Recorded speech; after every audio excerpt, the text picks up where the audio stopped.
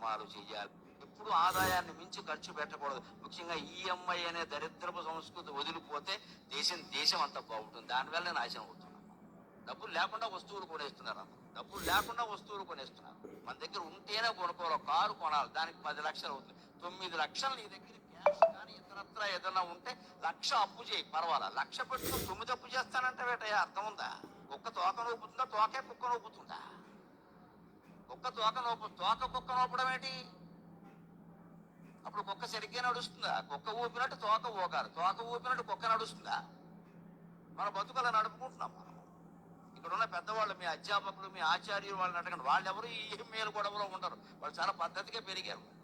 ఎందుకంటే వాళ్ళు 1000 రూపాయలు 2000 జీతంలో ఉద్యోగాల్లో చేరారు. వాళ్ళకి పొదుపు తెలుసు. అందుకని ఎప్పుడూ సగం ఖర్చు పెట్టుకోవాలి, మిగిలిన సగంలో సగం దాచుకోవాలి. ఆ మిగిలిన సగం మన భారతీయ సంస్కృతి చెబుతున్న మాట, దాన ధర్మాలు చేయాలి. ఎప్పుడు ఆదాయాన్ని